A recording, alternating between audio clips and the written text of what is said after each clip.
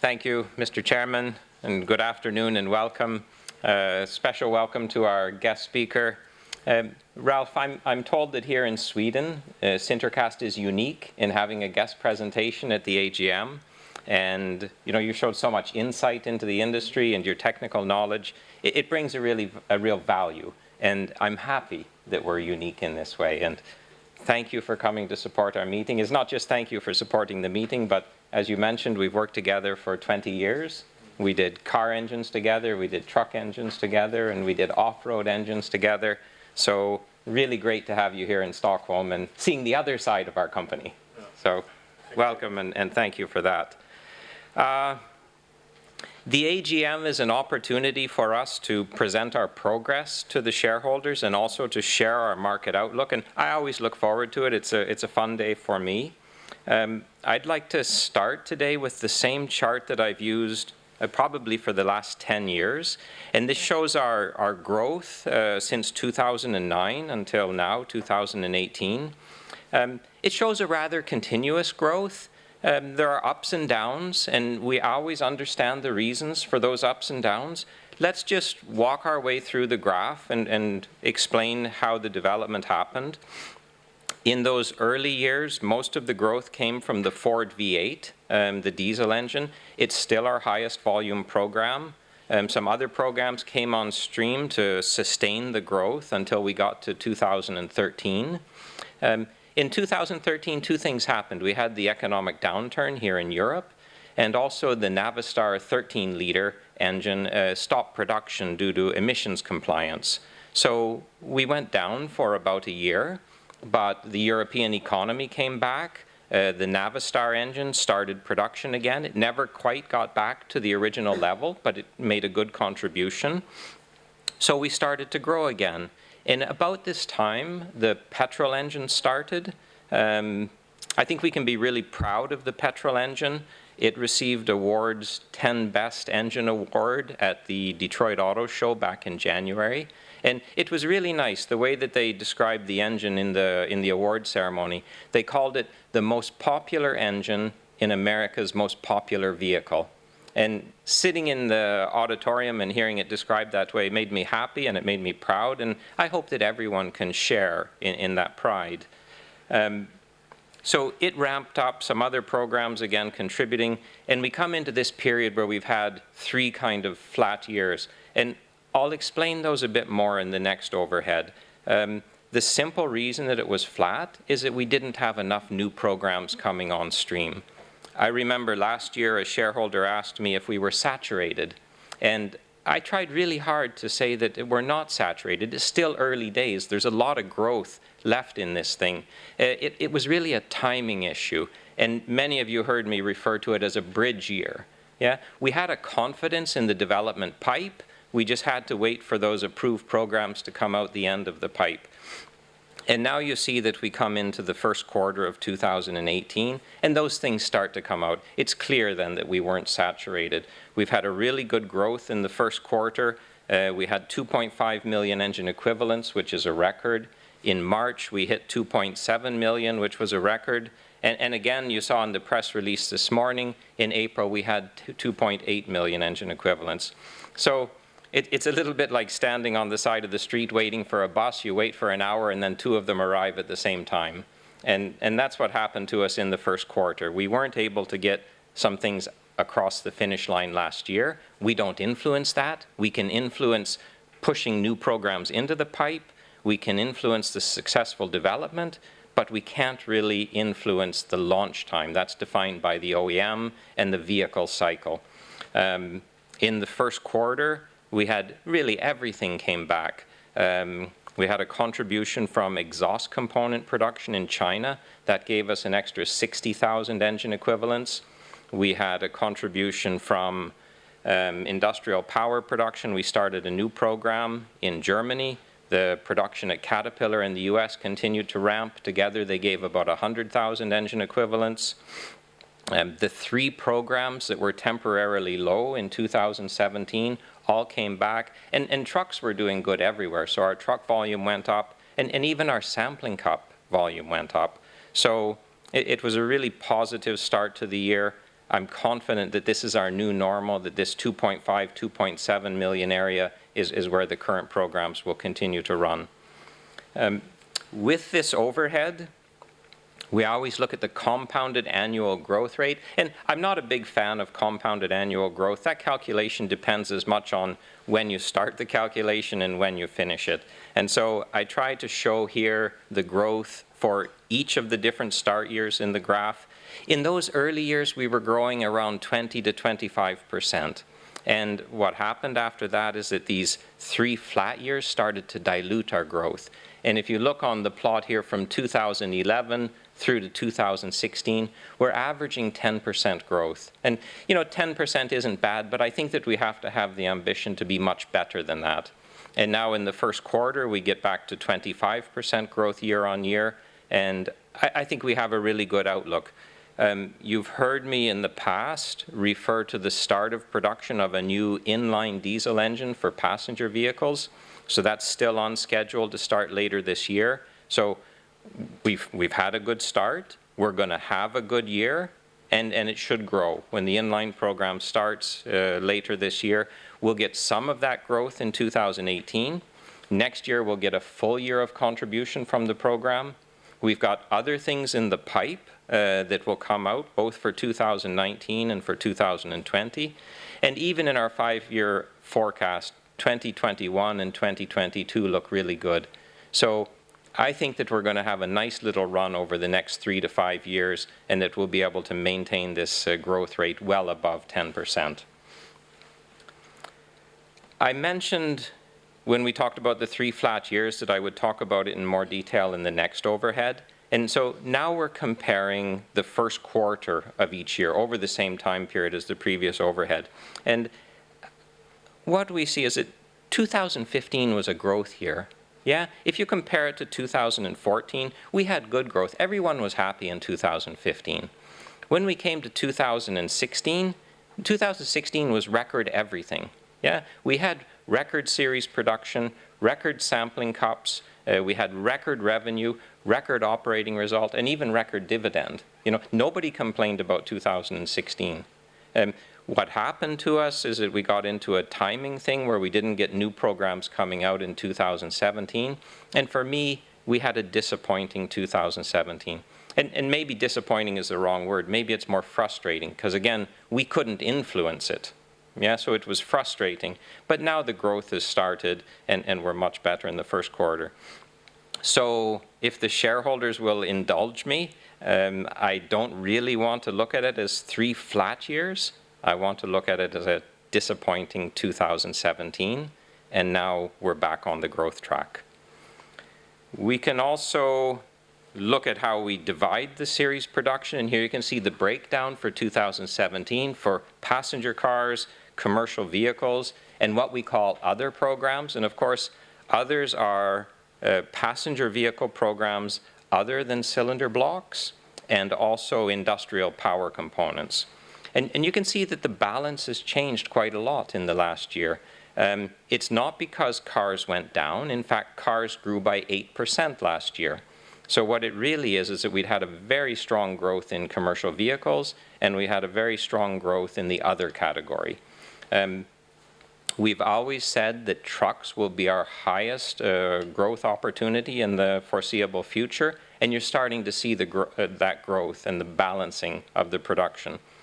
We also said that we want to keep the other category around 10%, and in my memory, this is the first time that we've been above 10%. And it's a really good challenge for the other programs that as the car and truck volume increases, that it can try to hang on at around 10%. We have to also look at the diesel situation. I mean, Ralph discussed it very clearly. It's a big subject because a lot of SinterCast volume is diesel. We show again the breakdown between passenger car, commercial vehicle, and industrial power. I don't want to talk about commercial vehicles and industrial power. That's a safe harbor for diesel. That won't change, at least not in our planning horizon. So let's just focus on our exposure for passenger vehicles.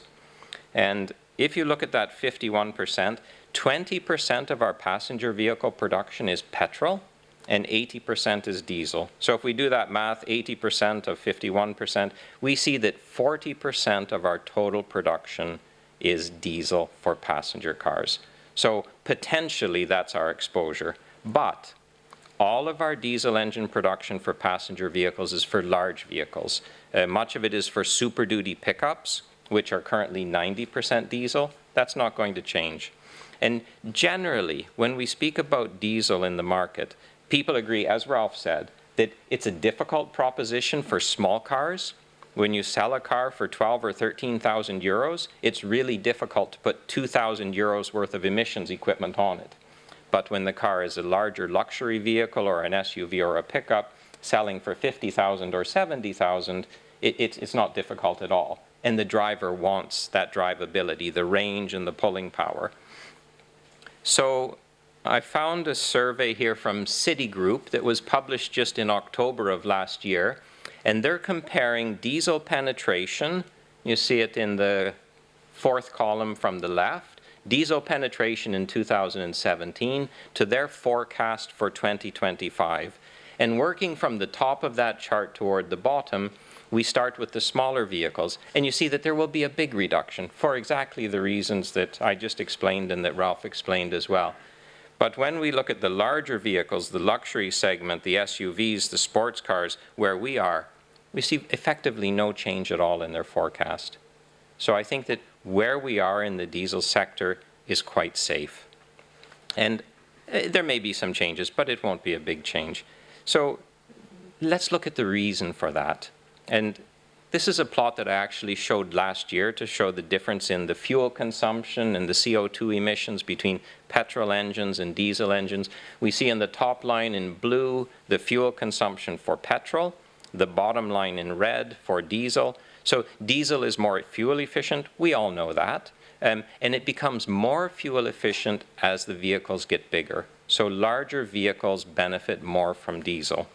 And what do we see in the market is that vehicles are becoming larger. It happens here in Europe. It happens even more in America, particularly as the price of fuel remains low. Everyone wants a larger car that's more comfortable, more enjoyable to drive. So last year in North America, we can see the top 10 best-selling vehicles. The top 3 are pickup trucks. Yeah? And whereas people were saying a few years ago that diesel engines would stop, now the top 3 best-selling cars in North America have all introduced diesel engine options. And they're not the only ones. Jeep is introducing a diesel for the next Wrangler, and they're also introducing a diesel option for the new Wrangler pickup. And recently Hyundai introduced a diesel for the Santa Fe SUV, and Kia introduced for the SUV Kona. Yeah, and I remember, I'll go off script a little bit, but I was at a conference in Detroit 3 years ago, and at the end of the conference they were collecting question cards. Everyone could write on a card a question, and they had a stack of cards. There must have been more than 50, but they only had time for 5 or 6, and they chose my question. And my question was, what about diesel? And you know, really, they didn't choose my question to talk about it. They chose it to mock it. You know, they were sure that diesel was finished. And I knew that diesel wasn't finished because we were working on these programs. And now 3 years later, you see all these big vehicles introducing diesel engine options. And the reason that they need that is to meet their CO2 fleet obligations, which we see in the graph on the left. That's not going to change. It's not going to change. There's a very interesting article on the Ford F-150, again, the best-selling vehicle in North America, showing that it's the first pickup truck to exceed 30 miles per gallon in fuel efficiency. And the quote reads, "Even a few years ago, consumers wouldn't have imagined an EPA estimated rating of 30 miles per gallon on the highway that would be possible in a full-size pickup. But it's a diesel that brings that." And inasmuch as cars are getting larger, vehicles are getting larger. Last year in North America, 65% of all new vehicles were trucks. Yeah, trucks are defined as pickups, SUVs, and crossovers. This year they expected to exceed 70%. Ford last month said that they expect to have 86% truck before 2020. Yeah, and how will they meet their CO2 obligations if they don't use more efficient engines? That's why they're introducing the diesels. And so you get these stories coming out where Ford has decided to stop making passenger cars. They're going to continue with the Mustang and some other iconic brands and the Focus station wagon, but generally the consumers want larger vehicles. The larger vehicles are more profitable, and why should you tie up a manufacturing facility to make a car that you don't make profit on? So they're shutting down the car production and allocating their assemblies to make more large vehicles. And this will go in the direction of diesel. Chrysler did the same thing 2 years ago. Chrysler reasoned that they make money on pickup trucks and vans and SUVs. They reasoned that fuel will continue to remain at low prices, and therefore they can make more profit by focusing on larger vehicles. So we come back to this plot and look at Europe for a moment. And what we see in Europe is that the diesel engine, amongst all of the negativity in the media, decreased from 2016 from 49.9% to 44.4% in 2017. And when it did that, for the first time in memory, CO2 emissions increased in Europe. Yeah? And that was really good, because I think that it started to balance the debate. People started to say, what are we doing when we're so negative toward diesel? We're increasing CO2 emissions. And there was a very good article in Svenska Dagbladet just back in April, where the Swedish Royal Academy of Sciences, their energy committee, said, it's hard to see how, without the diesel engine, we can even get close to Sweden's climate target. We consider it completely wrong to discourage the sale of diesel cars. So Europe has made a commitment to decrease its CO2 emissions by 40% from 1990 to 2030. Yeah? And that 2030 target was already passed this year on the 28th of March. So they've got a long way to go, and cars are going backwards. And if we look at the fleet, and this graph shows not now the new vehicles sold, but this is the fleet. Some of them are 1 year old, some of them are 15 years old. And when we have 1 year of dilution, we've gone from 50% down to 45%, we see that the CO2 goes up. But who does the math that if we change from 50% to 20%, or even from 50% to 0%, as some people say, and we don't do it for 1 year, but we do it for 10 years, what will happen to the CO2? How do we meet our CO2 targets? I know that the debate has changed recently from CO2 and climate change toward NOx and public health, but I'll say it in one sentence. Don't worry about NOx. NOx is solved. Yeah, there are solutions for NOx. They've been presented by every supplier. We can meet emissions to 2025 and beyond in real driving conditions. The debate will go back to CO2. And we brought Ralph so that we could listen to an industry expert about it. Let's see what some of the other industry experts have to say. So this is a quote from the CEO of Volkswagen at the Geneva Motor Show back in March. He says, "Diesel will experience a renaissance. No other power source is environmentally friendly, and we can't turn our back on it if we want to meet the EU's demanding CO2 goals." SinterCast presented or posted on its website the press release from Bosch on the 25th of April, and they say, equipped with the latest Bosch technology, diesel vehicles will be classed as low-emission vehicles, yet remain affordable. There's a future for diesel. Soon emissions will no longer be an issue. And equally from the CEO of Borg-Warner, which is another supplier of turbocharger systems, primarily for diesel engines, just in January, exactly what we saw in the last plot about the reduction from 49 to 44%. He says, we've gone from around 50% of overall new car sales to the mid-40s. Where does it bottom out? Who really knows? It's probably in the 30s. You know, he could have also said 20s. He could have also said it goes below 10%. But this guy who is supporting the OEMs in designing the next generation of engines feels that it goes into the 30s. And most of that is a reduction in small vehicles, while larger vehicles maintain their penetration rate. So I also want to share, this is from the Vienna Motor Symposium. It's the biggest engine conference of the year in Europe. It happens at the end of April, so it was just a few weeks ago. And this is a cut and paste from the agenda of the opening session on the first day of the conference. And what do you see in this? It's a session on diesel engines. The first paper is from BMW, introducing their new 3-liter diesel engine. The second paper is from Bosch on their NOx solution, and of course that's why they had the press release. The press release came the day before so that they were able to disclose the technology at the conference. The third paper from Volkswagen on the new 2-liter diesel, and the fourth paper is from Daimler on their new 1.6-liter diesel. So how is it that when the diesel engine is finished, all these guys are presenting their new diesel engines? They're just launching them. So they are launching them for the future.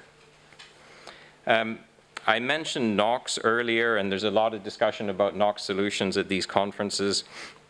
I just picked two, and Ralph showed something similar in his presentation. So this is a schematic of the solution from Bosch. The thing is that there's no new technology, and it's not rocket science. There is NOx cleaning equipment that we've had for the last few years. It wasn't strong enough. So all they're doing is using more of it, yeah?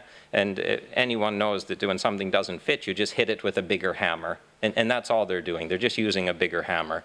So in the old days, they used to have one SCR, this urea selective catalytic reduction to reduce the NOx. They're adding a second one. The solution is that cars are very efficient when they're warm. The problem is that when they're cold, this emissions equipment isn't very efficient. So there's two ways to do it. You can either move the equipment closer to the engine so it heats up more quickly, or you can put electric heating. And that's what they're showing in this schematic with the red. So it's a combination of things. You heat it up more quickly. Instead of using one, you use two. And you can also see toward the end of the graph there's an EGR thing. So they measure the NOx. If the NOx is still too high, instead of letting it go out the tailpipe, they just route it back into the engine and combust it again. So this combination of existing technologies. AVL presented their solution, which has evolved compared to last year. It's quite a similar thing. They move it close to the engine to make it warm. This yellow thing at the beginning, the ECAT, the electric heater, so it's a heater. They have a lean NOx trap for the nitrogen. They have a first SCR, a second urea dosing, and a second SCR. So again, just doubling up to make it clean. And these solutions, they don't really cost more. They don't really use more urea. It's still something like 0.5 to 1 liter per 1,000 kilometers. And they satisfy all of the real driving NOx emissions. So NOx solutions are available. The debate will come back to CO2. Changing gears a little bit, I want just to have a couple of overheads to look at the market outlook for engine technology. I think this is a really clear graph. It shows it very nicely. We see in orange gasoline engines, in red diesel, and then we have the 48 volt, which I think will be one of the dominant solutions going forward, in the light blue. We have mild hybrids. Think of the Toyota Prius, a full hybrid, and then a plug-in hybrid. And finally, electric vehicles. And exactly as Ralph showed, something like 90% of the engines out in 2030 will still use internal combustion engines. And the interesting thing, again, as Ralph showed, if we look at the number of internal combustion engines in 2015, it was maybe something like 85, 90 million. And because the market grows, when we get out to 2030, it will be over 100 million. So there's every likelihood that there will be more internal combustion engines in 2030 than there are today. So we don't have to be concerned at all about our market opportunity. We just have to be a part of the market. That debate is starting to become more balanced. As Ralph said in the question period, that we are perhaps misled that it's going to happen faster and that it's going to change so dramatically. This is a quote from the Center for Automotive Research at the University of Michigan. It's there in amongst the automotive industry in Detroit, and it's a highly respected source for automotive information. And they're talking now about development. They say electrification and autonomous driving will represent only a fraction of vehicle sales a decade from now. Self-driving vehicles will account for less than 4% of vehicle sales in 2030. Battery electric and fuel cell vehicles combined will account for 8% of the market in 2030. And if you were to read the newspaper or think like the man on the street, you might think that 40% of vehicles will be autonomous in 2030 and a similar number will be electrified. So it will take longer. and I think that we don't have a threat in our market. I said earlier that commercial vehicle and industrial power are safe harbors, but last year Tesla made an announcement of a new electric truck, and it was quite a surprising announcement. And so I just touch briefly on a view for commercial vehicles and industrial power. So this first quote is from the chief engineer of electric mobility at Scania from back in December, just after the Tesla announcement. He said, "We are positive about electrification, but we want to work with sustainable technologies. Long-haul transport needs battery packs that are so large that they significantly impede cargo space and vehicle weight. Batteries will improve, but the timeline is well into the future." So again, putting some perspective into the debate. As Ralph said, larger vehicles need larger batteries, and more batteries means more CO2 and more rare earth materials. Similarly, from the head of trucks at Daimler, it says, "If Tesla really delivers on this promise, we'll obviously buy 2 trucks, one to take apart and one to test, because if that happens, something has passed us by. But for now, the same laws of physics apply in Germany and in the US." So quite a powerful skepticism. And finally, from Ralph's former company at Deutz for the off-road sector, the CEO there saying, just last month, "We estimate that in 10 to 15 years, up to 85% of mobile working machines will still be powered by diesel fuel. We think that electrically powered implements will be easier to control and less challenging to maintain." So much like the 48-volt solution for passenger vehicles, where we run air conditioning and power steering and things like that off of the battery instead of drawing power from the engine, we won't use batteries to run tractors. We'll use the batteries to run the implements that are behind the tractors, whether it's a spreader or a seeder or whatever. Yeah, but the diesel engine will still remain. Changing gears again, I want to talk a little bit about life cycle, trying to stick that into the presentation as well. You've heard us talk about life cycle for cast iron versus aluminum, and indeed our guest speaker presentation 2 years ago was from Cranfield University talking about that. But we also talk about life cycle for vehicles, and this is, you know, from the well to the wheels, what's really best for society in terms of total CO2. And in the Bosch press release from the 25th of April, another quote, "We need a transparent assessment of the overall CO2 emissions produced by road traffic, including not only the emissions of the vehicles themselves, but also the emissions caused by the production of the fuel or electricity used to power them." Torbjörn, exactly your question to Ralph. I think it was summarized brilliantly in a cartoon that I saw in a trade journal, and I'll let you enjoy it just for a moment. So we have to measure the entire life cycle. I don't like the term zero emission vehicle. I think it's misleading. It's misleading to the consumers. I'm afraid it's misleading to the legislators. If they want to call it a zero tailpipe vehicle, that's okay. But it's not a zero emission vehicle. We must study life cycle. So let's look at a couple of life cycle studies. There's more on our website. You're welcome to go there and look at them afterward. But I'll introduce this first one, and then we can look at the next couple in a similar way. So life cycle means that in beige at the bottom, we take the total energy or CO2 emissions to produce the vehicle. Then in orange, the CO2 emissions to recycle it. In blue, to get the energy to the vehicle. And finally, in green, the emissions when the vehicle is on the road. And you can see here that it's a series of 2 bars. So let's just look at the first tall bars for now. On the left, we have a gasoline vehicle, then a diesel vehicle, lower because of the improved fuel efficiency, a diesel hybrid, a gasoline plug-in hybrid, a battery electric vehicle, and finally a fuel cell vehicle. Yeah, so this is the total CO2 from well to wheels. The second bars are really interesting because they say, then if we can get all of our energy, either from windmills in the case of electricity, or from synthetic fuels in the case of liquid fuel propulsion, what will the comparison look like? And you see indeed that the internal combustion engine, well, first of all, in the first scenario, it's not really different. Yeah? Shall we invest in the infrastructure, as Ralph pointed out, to develop something that really isn't that much better on a life cycle basis? But when we bring in neutral energy, it's not at all clear that the electric vehicles or indeed the fuel cell are better. Yeah? And this is the way that we have to base our legislation and our planning. It's another study now from Ralph's former company. I guess it was done while you were there, because it was published last year. So we have the same type of thing. We have the vehicle production, delivery of the fuel, and then the on-road use. In the case of the electric vehicles, you see the orange part in the middle. This is for a replacement battery before the end of vehicle life, which they've incorporated.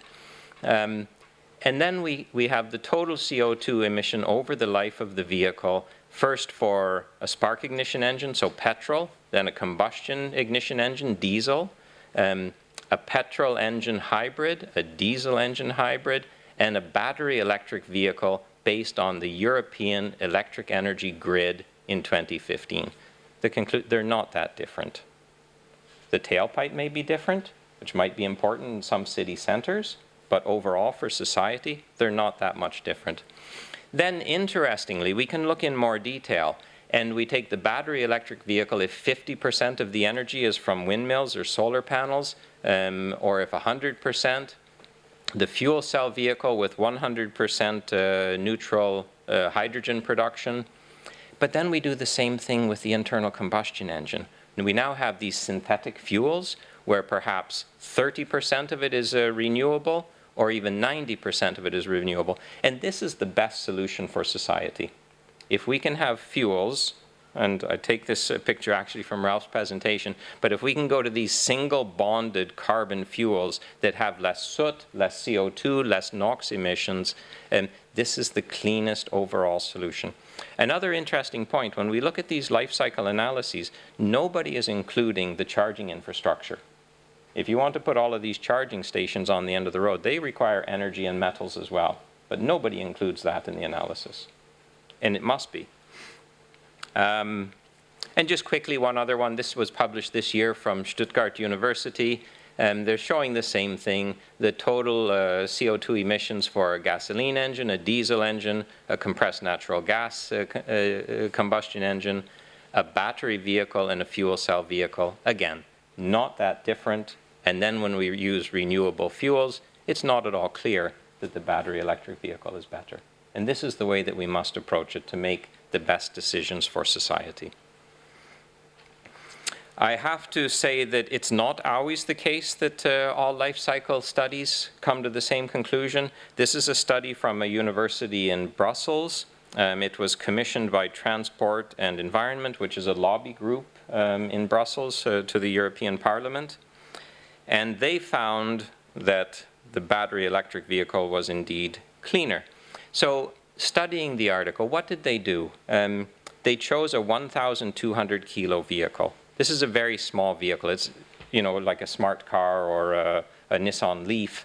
The average vehicle weight in Europe last year was 1,390. So intentionally, they chose a small car because small cars need less batteries, and less batteries means less CO2. Really, the study should have been done on the vehicles that people buy, and indeed on SUVs and larger vehicles. They then said that as the baseline, the 1,200 kilo small vehicle with a 1.2 liter diesel engine has 162 grams of CO2 per kilometer. And that's simply wrong. We saw in one of the earlier overheads that the average last year was 118. Yeah? So what they did is they took the fleet legislation. Today, a fleet has to have less than 120 grams of CO2 per kilometer. In 2020, that will reduce to 95 grams per kilometer.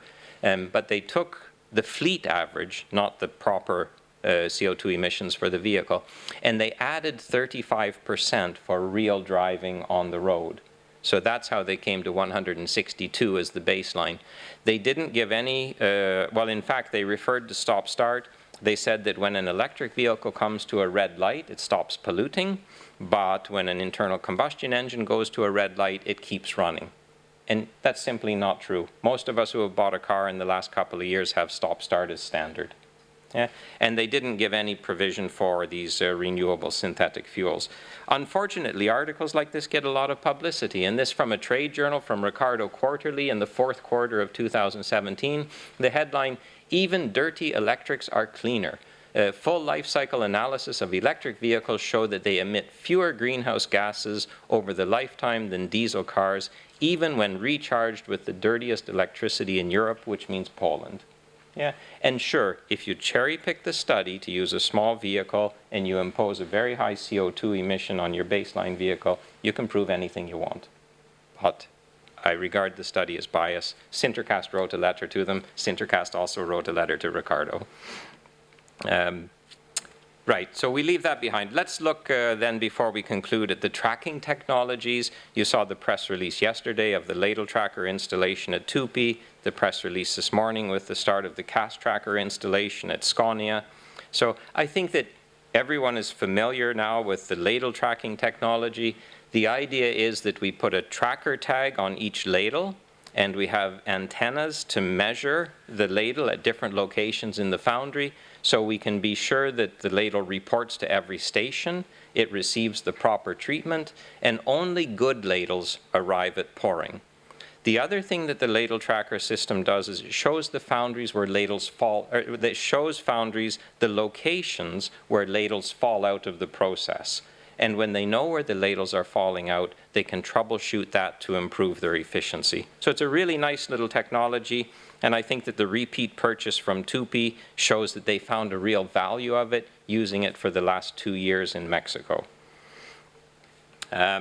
We want to move now from the ladle tracker to the cast tracker. So the ladle tracker does the right side of the foundry, the liquid metal side. The cast tracker focuses on the other side, the sand side. And what we do on the sand side, we squeeze the sand together to make cores, and we assemble those cores into a core package. Yeah, and there's a cavity inside now that when we pour the metal in, it will make a cylinder block. And we have a tracker core, a so-called tracker core, and they will scratch a unique identification code in that sand core. You see the picture of it in the bottom left, and insert it into the core package. So the state of the art today is that we make the cores, we assemble them into this 3D puzzle, and then put it on the shelf. And that tracker core space is open, it's an empty hole. When they bring the core package off of the storage and put it into the mold for the production, they then put in the tracker core. When they put in a tracker core, the quality man will document it on a piece of paper, the number of the core. What we're proposing to do is that when the core package is made, we will scribe onto the tracker core and put it in at the moment that the core package is made. We connect that to a SinterCast printer so we can print a label, and we put the label on the outside of the core. So we can't see the code that's on the inside, but by putting the label on the outside, we can read that and know what the identification is on the inside. Then when the core packages come out of storage, they're put into this metal box, this flask to carry them. We use a camera to read the label. Before we put the lid on so that we can't see the label anymore, we can read the flask identity from the tracker and the antenna. Yeah, so we know that this is mold number 8. And inside mold number 8, it's holding core packages of a certain identification, and we follow the logic chain so that we also know the identification of the casting. When flask number 8 comes around to the pouring area, we have the ladle tracker, so now we know the liquid metal history. We have another antenna to say which flasks are arriving, so we make this handshake between the liquid metal side of the foundry and the sand side of the foundry. And we have complete traceability of the process. It's not manual, it's automated. Everything in one database. So we have complete traceability from what we call inception, the manufacture of the cores, to the birth event, which is the casting. And if we put another one of our antennas at the shakeout where we push the casting out of the sand, we can also show how long the casting was inside the mold and what its cooling rate was. So we have complete talking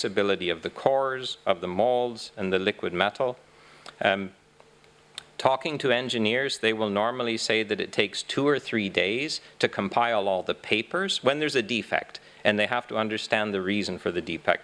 They have to go to the papers and pull everything together and try to trace it. It takes 2 or 3 days to do the paper chase, and then maybe 1 day to do the metallurgical correlation. And with the tracker, that information is available to them immediately. And they don't ever have to worry about the papers being mixed up or errors from the manual data entries. Quarantine, when bad castings arrive to the OEM and they see bad casting, they typically quarantine an entire day of production. And they will visually inspect a day of production before letting the castings go back into production. With the cast tracker, we know exactly which ladle produced the castings, and so we only have to quarantine 1 ladle worth of production. We'll go from a quarantine of something like 1,000 cylinder blocks to maybe 10. So much more efficient.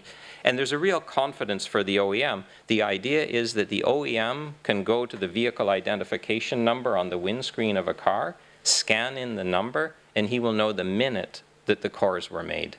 He'll know how long they were in storage. If he wants, he can know the temperature and the humidity when the sand was in storage. He'll know when it was cast. He'll know all of the details of the liquid metal. Complete traceability, complete confidence. It's a really neat little technology. So let's summarize. The first thing that we will do is to fill the 5 waves. Back in 2002, we made 2 commitments. We said that we would be cash flow positive for the first time in 2006, and we were. We identified this 5-wave roadmap with the way that the CGI market would develop, and now this year with the start of the inline diesel for passenger vehicle applications, we will have filled the 5 waves. I think that we're back on track with double-digit growth. We've had a very strong first quarter, 2.8 million engine equivalents in April. We're going to have the inline starting with half a year of production this year, full year of production next year, some other good approved programs in the pipe. As I said, I think we've got a nice little run for the next 3 to 5 years. On the installation side, we had the mini system at Sanlian in China. That installation is now finished. The tracking technologies at Tupi and at Scania starting to get traction with that. Our average installation revenue for the last 7 years has been 7 million crowns, and our internal target is to beat that this year. Let's see how we go. New market development.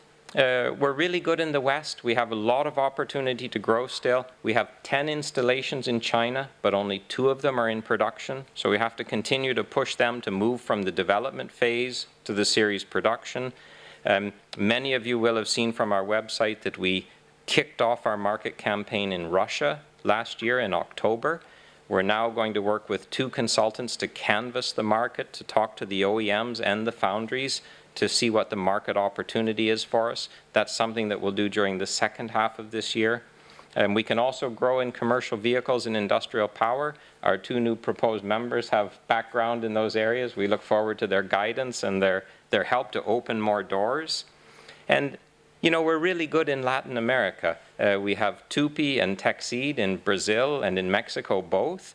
So we've really cornered that CGI market. But with the tracking technologies, maybe there's a lot more growth opportunity in Latin America. It's something that we can explore more going forward.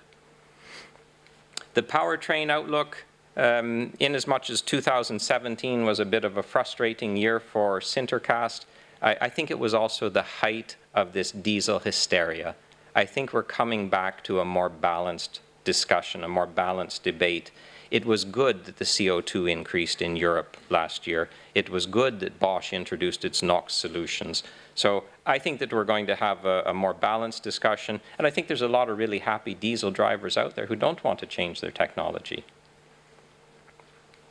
Synthetic fuels, Ralph mentioned them. I think that's a really exciting development. It's probably the best overall solution for society. We need to move that technology from, we need to move that development from a technical debate and a technical development to the mainstream so that people learn more about it.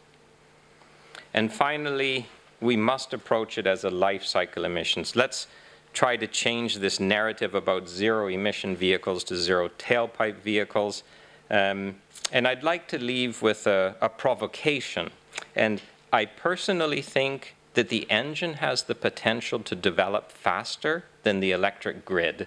The grid is a monster. The grid needs masses of investment. Ralph quoted a presentation. I was at that presentation as well in Baden-Baden in February. That man said that Germany would need to spend 270 billion euros before 2025 to develop these north-south lines. And he also said that Germany would need to spend 20 billion euros per year to maintain it. Yeah, this is a huge investment. And it's not going to be easy to do that. It's not going to come as fast as people think. On the other hand, the engine, you can get your arms around it, whether it is the combustion or the software or the emissions. I think that it will develop faster than people expect. And my provocation is that in 2040, on a life cycle basis, for a full-size vehicle like an SUV, the internal combustion engine will still be cleaner than the battery electric vehicle. So let's see if I'm right or wrong on that. Lucky or unlucky, time will tell. Thank you.